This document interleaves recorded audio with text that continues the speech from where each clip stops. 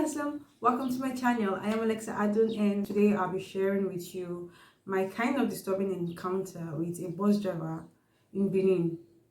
So relax, hit the subscribe button, like this video and chill because we're about to journey down memory lane.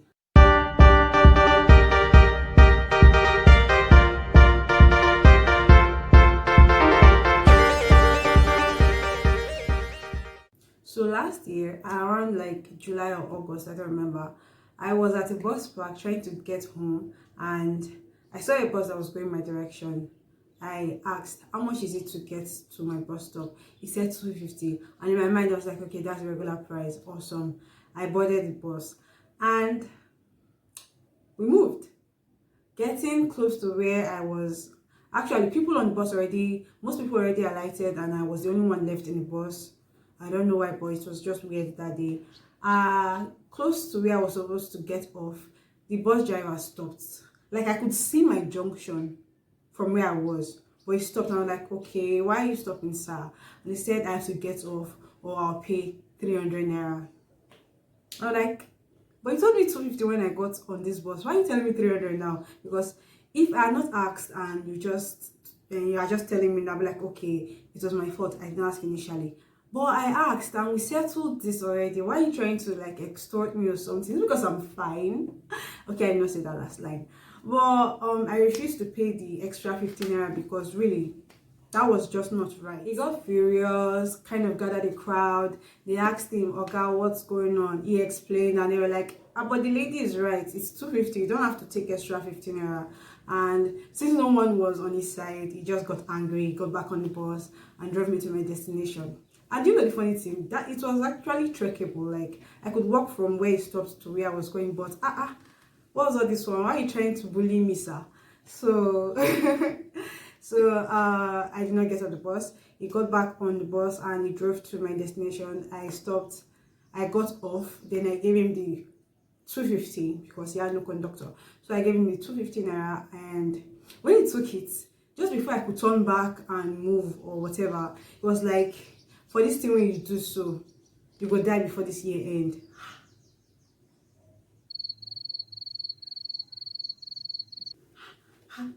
Jesus Christ. Then he drove off. But guys, I was not myself for throughout that day because first of all, he said it in a way that was very serious, and I've always believed that there is power in the tongue. And then now someone is saying words really seriously. And I'm like, don't say stuff like that over my life. But I could not tell him that because he had already moved.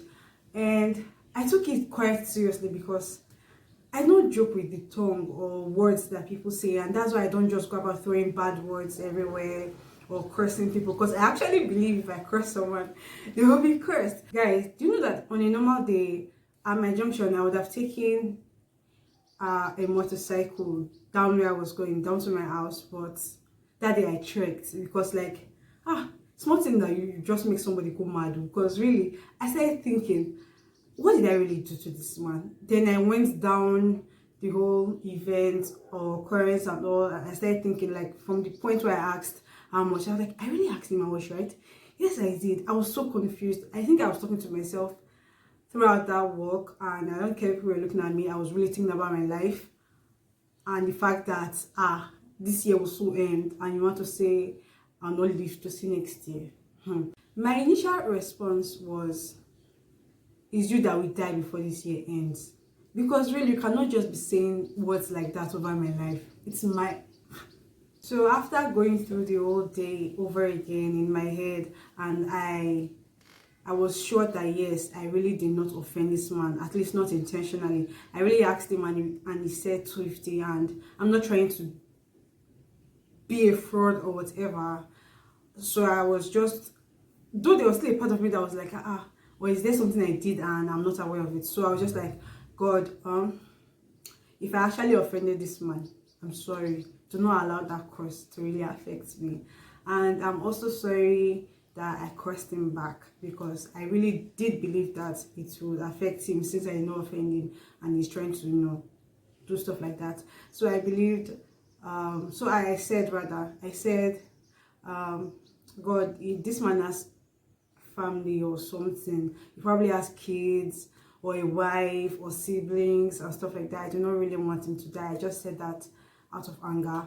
Forgive me for that, and also forgive him for what he did. So, and if I really did offend him, I'm sorry. I did not intentionally. And I just kind of prayed to God about it. And while I was walking, and that kind of made me ease down a little bit, but I was still not completely cool. And I remembered something someone said to me, I don't know when, and the person was like, a causeless curse has no effect. And I like repeated it in my head over and over and over again. A causeless curse has no effect. I'm like, okay, does this man have any reason to actually curse me? No, he doesn't, because I don't offend him, at least not intentionally. So this will have no effect over my life or whatever, or on me. So that kind of made me ease a little, but still not completely cool. Still not completely cool, man. I finally got home. My mom was there, but I not tell her because, you know, yeah, I knew she definitely would have prayed over it or something like that, but I feel like, okay, I can handle this on my own. Come on, I'm one of God's favorite children, right? And then I kind of I let it go. And I think it was July. Then August went by, September went by. And throughout these months, I really was not thinking about it, just like once in a while. And it did not really disturb me like that. And then came December. The year was going to end soon. Everything came running like through my head again, like he said before the year ends, like, oh my goodness, the year was so end. This is December. And then I started saying words of like reassurance again. I started giving myself reassurance again that God is with me. I really know offend them unintentionally. I prayed about it. I'm good, I'm okay. Then I gave myself this kind of hope, this beam of hope like that till, wait for it, December 31st. That day came, the last day of the year. It came and the daytime went smoothly. There was no issue or whatever. And I was kind of cool. I don't really overthink things or whatever. And then came night time. You know when, I don't know if this is like a popular thing everywhere, but if you're in Nigeria, you know this. When it's the last day of the year, we go to church at night and kind of do the crossover in church. So it was time to go to church. I went to church. My sisters went to a church close by their church, and I went to, my mom was a bit far. I went there and I was in church. Yay, I'm in the house of God. Once more I prayed, and things were going smoothly and fine and awesome. Like I legit forgot about the whole thing, the whole curse thing. And I was really enjoying service and everything was going fine. And then being carried away, I did not realize that time was actually going and it was almost 12 o'clock. Until I heard it's time to count down. I'm like, count down to what? Count down to next year? Count down to the end of this year? No, I don't want to die. Oh well, all the stress came back rushing in, the anxiety, the whatever I would call it or you would call it, they all came back rushing in. I'm like, I started looking and then it counted 10, 3, 2, 1, Happy New Year. Now, this was where the hold up was. The pastor had already screamed Happy New Year. People around me were already dancing and hugging each other and screaming yay and stuff like that and prophesying good words over their life for this new year or for that new year. And guess what I was doing? Or guess what I did? I brought out my small phone. It's not here right now. I brought out my phone and my time was at 11:58 p.m. of December 31st. Oh God, that was legit the longest 2 minutes of my entire life. Like, yes, I knew the church had crossed over and everything, but my own time was different. It was 2 minutes Was it slower? Yeah, it was 2 minutes behind. So I was thinking, okay, maybe it's my time that we are using right now for this whole course thing. Maybe it's my time, it's following. And then for those 2 minutes, I was not settled. Like I was always looking this way, looking this way. Is anyone coming towards me? Is anyone trying to attack me? Is there a ball rolling from wherever? Is something falling on my head? Is someone trying to hurt me? Is someone hitting me unintentionally? I was just panicking and looking around, and my heart was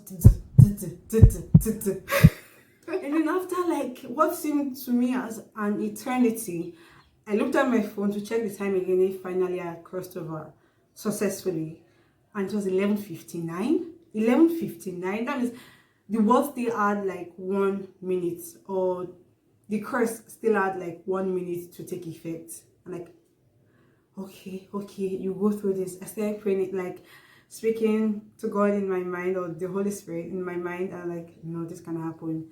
I did not finish my intentionally. I will see next year. This, that. I was not at peace. I was panicking. And then eventually I saw my phone and it was 11, and it was 12 o'clock, and I was like, yes, yes, I knew it. I felt so vindicated. Like I knew it. I knew I did not offend this man intentionally. I knew I didn't know. I knew it. I knew it. Like if I was, who came out screaming Eureka? If I was that guy, I probably had come out screaming, I knew it. I knew it. Oh my goodness. I was elated. I was wow. I was like, yes. And then that was when I actually, started rejoicing and started screaming Happy New Year. I started saying I wish this to people and all that. I started shaking hands with people, and I was genuinely happy now. Like, yay, I made it to 2020. Yes. And moral of the story is a costless curse has no effect. When you're feeling worried or you're panicking about anything, talk to God, talk to the Holy Spirit, talk to your brother Jesus. Thirdly, I need to get my own car, because really I cannot be doing this with bus drivers. No. If I was driving my own car now, should be nobody will come to me and talk to me like that, or that would not even be a possibility or something. So yeah, those are the morals of the story. Those are the morals. I don't know, but that's what I learned. Oh my goodness, guys! Before you leave, do not forget to subscribe. Oh my, did I even say it in the course of this video? No, so now I'm saying it. Hit the subscribe button. That will really mean a lot to me. And like this video if you did like it, like if you enjoyed it. Please leave a like and leave a comment in the comment section. I would love to read what you think about the story, and you can leave topics you'd like for me to talk on. So yeah, all right guys, and buy your own car if you can.